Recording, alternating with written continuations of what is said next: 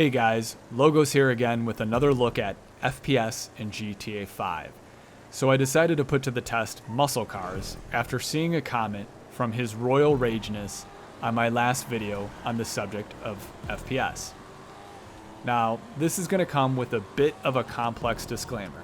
To be fair, while I did test this fairly extensively, I really think this needs more testing to give you a more definitive answer. And not just from me, but from others like you running different PC and monitor setups. I'm a high refresh rate gamer. You might be using a 60Hz monitor. I've been using a 144Hz monitor for 3.5 years now. Even at work, I use a 100Hz ultrawide, so I'm no longer accustomed to using 60Hz screens unless it's my cell phone. So this may have had some impact on my testing besides my driving skills. I also want to talk a little bit about margin of error. You'll be able to draw your own conclusions from this video and my test results, but I think you may want to consider the margin of error. And what I mean by that is what the percentage of difference between the times doesn't necessarily equal a real difference between the car's performance in the different refresh rates. For example, someone might say that if the difference between the lap times at different FPS settings is 1% or less, they would consider it close enough that there's no real difference between the two settings.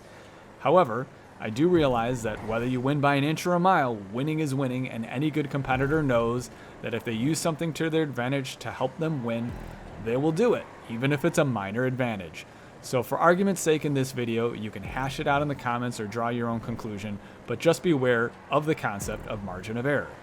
Now regarding the testing itself, on the 4 tracks I tested the cars, I tried to drive consistently and not necessarily use the lines or methods to get me the absolute best lap time, but just to make it easier to get more consistent lap times and results. Also, while my lowly Ryzen 3900X can easily maintain 60 frames per second at the 165Hz settings, it will drop down from time to time, so that's something that should also be considered. It's not a glorious Intel 9900K. But the reality is, in any race, especially in races with more and more people, any current processor or graphics card will not be able to maintain that 165 Hz or frame setting. Something that should also be noted in the differences in the results. Basically, if you're in a race with 15 other people versus by yourself, your frame rates will be significantly lower, which will further impact the results we're about to look at. And finally, I've only tested 2 muscle cars, so this is by all means not an all-encompassing test. The different physics for the older muscle cars versus the newer handling flag cars will likely also have some differences. But I chose 2 of the more common, sorry Dominator fans, newer muscle cars to test, the Yosemite and the Clique. So let's take a look at my results. The first track I tested was trend setting at 5 laps. Here you will see 3 different runs and the average of those runs. Something to note here is the average difference between the 5 laps in total time was less than half of 1% in favor of the 165 Hz setting. It also should be noted that my best lap with 60 FPS was 68.128 seconds and 68.073 seconds with 165 frames per second, or basically 5/100ths of a second difference. Now, the same track with the Clique and the same scenario of 3 runs of 5 laps, you'll see that there's a bigger gap here compared to the Yosemite, with there being a difference in the average total lap times of about 0.82% in favor of the 165 Hz setting, but more notably in the difference between the best laps with the 60 frames per second Clique getting 69.490 seconds and the 165 Hz setting Clique getting 68.294 seconds. Now, the next track I did 2 runs of 2 laps on dipping in, primarily because I just wanted to test one part of the track, which I'll show you here in a minute, of where I think the FPS makes the biggest difference. But in this chart, you'll see the times for the 2 runs and the average time of those 2 runs. Please note that the difference in the average between the 2 FPS settings for this one is about 0.31% in favor of the 165 Hz setting again.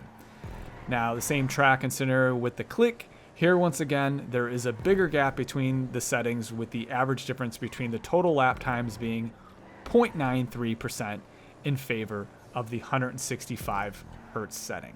Let's now take a look at the high-speed section of these two cars and two different FPS settings. Here you're watching as the cars start this part of the race at the exact same checkpoint.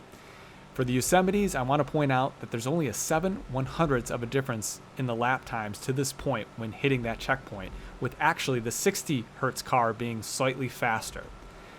But you'll see that the 165 Hz car actually finishes 1 second faster.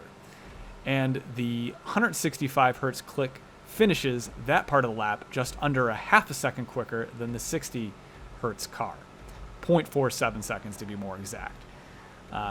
And the Yosemite finishes with a 2.5% difference on that part of the track. I also ran the Clique around Bruffy's Cutting Corners GP for several 5-lap runs. And to make a long story short and not drag out this video, because what I noticed was not too different than the trend-setting test, was that the 165 Hz car was about a half a second faster on each lap, with the difference between my two best laps for each setting being 0.735 of a second quicker, nearly a 1.1% difference in those lap times at best. I also ran the Yosemite and Clique on the top speed flat stunt track a couple of times, but curved each car 40 times along the way, and found that the Yosemite at 165 frames per second was slightly faster by about 0.5%. And the Clique was actually faster at 60 frames per second by almost a 1% difference each time, about a half a second. Running them flat, the times were very close again, but the 60 frames per second Clique actually seemed to be consistently faster there too. So there you go. With some cars and races, higher FPS can actually make you a bit slower, as I showed in my last video on this topic. But we are again talking about less than 1% of a difference. And if anything, I think this part of the test shows that FPS affects how the suspension of the car and how the suspension actually affects the speed of the car. So what can we conclude? That if there really is an effect from more than 100 FPS, and to be fair, I do think that there is in these two muscle cars, it isn't mind-blowingly significant.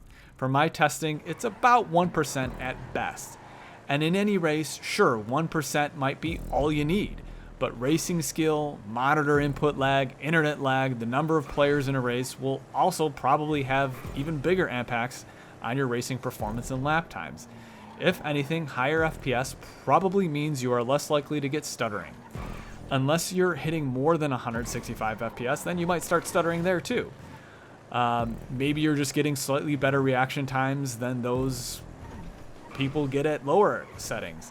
In other words, as far as these two muscle cars go, and probably with most of the muscle cars, especially with the Yosemite, it's not something I would really worry about one way or the other.